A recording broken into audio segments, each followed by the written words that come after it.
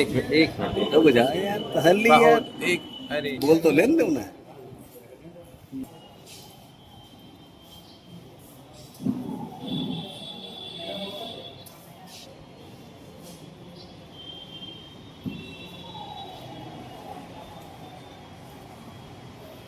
देखते हुए उन्होंने इस चीज़ को रोका है और रोकने के बाद आज हमारी महिला मोर्चा की बहनें और हमारे देश की बहनें जिस तरह से दुखी हैं और आक्रोशित हैं, उसको वो समय आने पे करारा जवाब देंगी।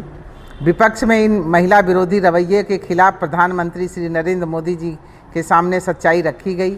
उन्होंने स्पष्ट कहा कि राजनीति का नहीं बल्कि राष्ट्र हित में निर्णय लेने का समय था, उनको विरोध नहीं करना चाहिए था। और इसके साथ हमारे नारी शक्ति बंधन अधिनियम जो लाया गया था, वो विपक्षी दलों ने चुनाव के दबाव में और उसका समर्थन किया, लेकिन जब वास्तव में महिलाओं को अधिकार देने का समय आया तो उन्हें महिला विरोधी सोच खुलकर सामने आ गया और वो महिला विरोधी हैं। हमें कहने में कदापि वो नहीं है कि हम उनको नहीं कह सकते। और इसके अलावा आज लाखों महिलाएं गाँवों से पंचायत स्तर से सफलतापूर्वक नेतृत्व कर रही हैं और निर्णय ले रही हैं। संसद और विधानसभाओं में भी अपनी भूमिका निभाने के लिए पूरी तरह से वो तैयार हैं। आज हम सब जो चाहे वो कांग्रेस हो चाहे सपा हो, ये दलों को हम यही कहेंगे कि ये महिला विरोधी हैं और महिलाएं हमारी आने वाले समय में चुनाव के दृष्टि के समय वो आक्रोशित हैं और वो जवाब देंगी और वो आपको दिखाई देगा। विधेयक तो 2023 में ही पास हो गया था। देखिए हो गया था, लेकिन वो बीच बीच में वो रोड़ा तो बन ही रहे हैं ना, और रोड़ा बनने का कारण उन्हीं लोगों का है। क्योंकि देखिए प्रधानमंत्री जी ने जितना बहनों के लिए और बेटियों के लिए काम किया, चाहे वो बेटी बचाओ बेटी पढ़ाओ हो, चाहे कन्या सुमंगला योजना हमारे प्रधानमंत्री जी अब मुख्यमंत्री जी योगी आदित्यनाथ जी ने दिया, और ये जनधन योजना और उज्ज्वला गैस और उनको आवास की व्यवस्था जिसमें घरौंदी बहनों के नाम, ये उनकी सोच है। उन्होंने जिस तरह से बहनों की अधिकारों को देने का काम किया और उनकी सोच थी कि हमारी बहनें आगे बढ़ें, और चाहे वो पंचायत से लेके और लोकसभा तक जाएं, ये ऐसी मंशा और किसी दल का कोई नेता नहीं सोच सकता है। विपक्ष ने जो कृत किया है, उनका कहना यह था कि वर्गीकरण में महिला आरक्षण को लेकर किस प्रकार आरक्षण दिया जा रहा है, कोई एक दिशा क्लियर नहीं की गई थी कि किस वर्ग को कितना आरक्षण मिलेगा। सिर्फ 33% आरक्षण महिलाओं की बात हुई, विपक्ष ने इस पर आपत्ति जताई। इसको आप कैसे करेंगे? देखिए आपत्ति क्या, वो उनका कहना था कि वो मुस्लिम को दें, ओबीसी को दें, लेकिन ऐसा नहीं था। वो जो भी वो कर रहे थे वो बहुत अच्छा कर रहे थे और बहनों के हित में कर रहे थे, इसलिए ऐसा इसको हम खराब नहीं कहेंगे। आरक्षण को लेके जो प्रधान या सभासद महिलाएं चुनी जाती हैं वो अशिक्षित होती हैं, उनका देखते हुए उन्होंने इस चीज़ को रोका है और रोकने के बाद आज हमारी महिला मोर्चा की बहनें और हमारे देश की बहनें जिस तरह से दुखी हैं और आक्रोशित हैं, उसको वो समय आने पे करारा जवाब देंगी। विपक्ष में इन महिला विरोधी रवैये के खिलाफ प्रधानमंत्री श्री नरेंद्र मोदी जी के सामने सच्चाई रखी गई। उन्होंने स्पष्ट कहा कि राजनीति का नहीं बल्कि राष्ट्र हित में निर्णय लेने का समय था, उनको विरोध नहीं करना चाहिए था। और इसके साथ हमारे नारी शक्ति बंधन अधिनियम जो लाया गया था, वो विपक्षी दलों ने चुनाव के दबाव में और उसका समर्थन किया, लेकिन जब वास्तव में महिलाओं को अधिकार देने का समय आया तो उन्हें महिला विरोधी सोच खुलकर सामने आ गया और वो महिला विरोधी हैं। हमें कहने में कदापि वो नहीं है कि हम उनको नहीं कह सकते। और इसके अलावा आज लाखों महिलाएं गाँवों से पंचायत स्तर से सफलतापूर्वक नेतृत्व कर रही हैं और निर्णय ले रही हैं। संसद और विधानसभाओं में भी अपनी भूमिका निभाने के लिए पूरी तरह से वो तैयार हैं। आज हम सब जो चाहे वो कांग्रेस हो चाहे सपा हो, ये दलों को हम यही कहेंगे कि ये महिला विरोधी हैं और महिलाएं हमारी आने वाले समय में चुनाव के दृष्टि के समय वो आक्रोशित हैं और वो जवाब देंगी और वो आपको दिखाई देगा। विधेयक तो 2023 में ही पास हो गया था। देखिए हो गया था, लेकिन वो बीच बीच में वो रोड़ा तो बन ही रहे हैं ना, और रोड़ा बनने का कारण उन्हीं लोगों का है। क्योंकि देखिए प्रधानमंत्री जी ने जितना बहनों के लिए और बेटियों के लिए काम किया, चाहे वो बेटी बचाओ बेटी पढ़ाओ हो, चाहे कन्या सुमंगला योजना हमारे प्रधानमंत्री जी, अब मुख्यमंत्री जी योगी आदित्यनाथ जी ने दिया, और ये जनधन योजना और उज्ज्वला गैस और उनको आवास की व्यवस्था जिसमें घरौंदी बहनों के नाम, ये उनकी सोच है।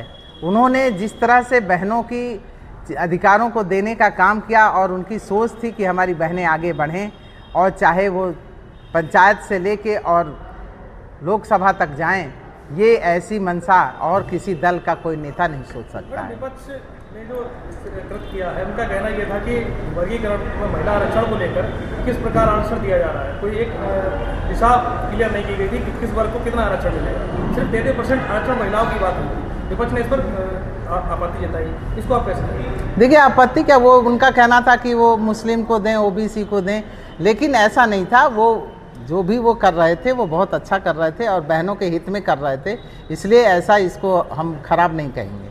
आरक्षण को लेकर जो प्रधान या सभासद महिलाएं चुनी जाती हैं वो अशिक्षित होती हैं, उनका जन आक्रोश, ये जो हमारा नारी बंधन अधिनियम जो था, इसको लागू करने के लिए हमारे देश के यशस्वी प्रधानमंत्री माननीय नरेंद्र मोदी जी ने इस पे बहनों के लिए बहुत कुछ काम आगे भी किया है और उस समय भी करने वाले थे। लेकिन 16 और 17 अप्रैल को संसद में महत्वपूर्ण विधेयकों का विरोध कर कांग्रेस, समाजवादी पार्टी, टीएमसी और डीएमके आदि आबादी को विश्वासघात किया, और काला दिवस के रूप में ये हम लोगों के लिए एक बहुत बड़ी दुखकारी ये हमारी बात है। और प्रधानमंत्री जी नरेंद्र मोदी जी ने स्पष्ट कहा था कि नीति निर्माण में महिलाओं की भागीदारी और उस पे उसका स्वाभाविक अधिकार है। जिस प्रकार से ऐतिहासिक अवसर में बाधा डाली गई और उन्हें आने वाले चुनाव में महिलाओं के कड़े आक्रोश का भी सामना करना पड़ जा रहा है। आपने देखा होगा कि केंद्रीय गृह मंत्री अमित शाह जी ने विगत झूठ को बेनकाब करते हुए स्पष्ट किया कि परिसीमन में किसी भी राज्य को नुकसान नहीं होगा, बल्कि दक्षिण भारत के अनुपातिक प्रतिनिधित्व सुरक्षित रहेगा। आपने देखा होगा कि चाहे वो सपा हो, चाहे कांग्रेस हो, और चाहे डीएमके हो, चाहे तृणमूल कांग्रेस हो, ये लोग अपने परिवार के ही लोगों को जोड़ते हैं, और अपने परिवार को जब पता है कि हमारे घर के लोग तो बनी गए हैं और आगे उनको कोई दिक्कत नहीं है।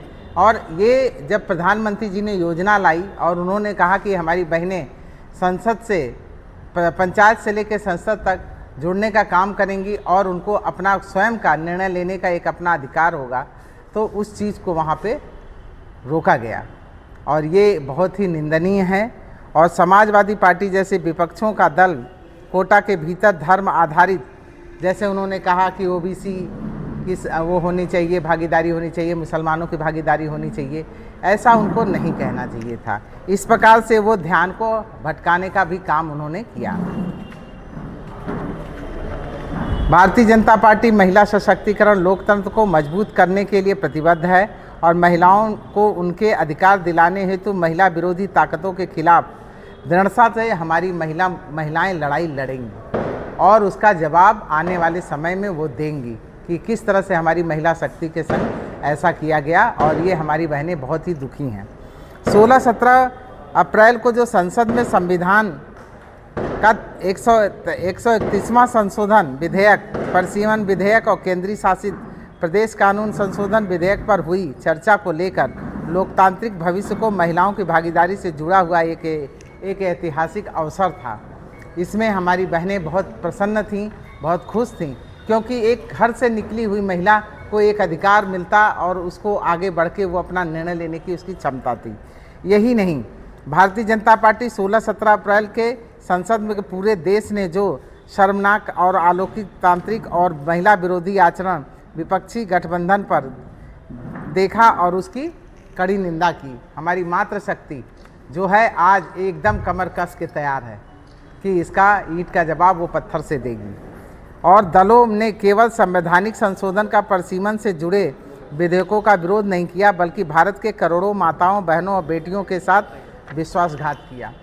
आज जिस तरह से संसद में डिम्पल यादव और प्रियंका गांधी थपथपा रही थीं और उसका विरोध कर रही थीं और अपने विपक्षियों के साथ इस बिल को न लाने का समर्थन में वो रोक रही थीं, वो भी दृश्य देखने लायक था। जब जब भारतीय जनता पार्टी ने बहनों को आगे लाने का काम किया है, तब तब इन लोगों ने विरोध किया है। उस समय मुलायम सिंह यादव थे, लालू यादव थे, और आज ये अखिलेश यादव और राहुल गांधी जैसे लोग जो कि हमारी बहनों को आगे आना नहीं देना चाहते। वो उनके घर की बपौती उनकी है पार्टी, और उस पार्टी में वो अपने घर की महिलाओं को चाहे वो सांसद बना सकते हैं, MLC बना सकते हैं, पंचायत में जोड़ सकते हैं, लेकिन उनका ये था कि ये हमारी बहनें जो एकदम से आ जाएंगी तो उससे उनको परेशानी थी।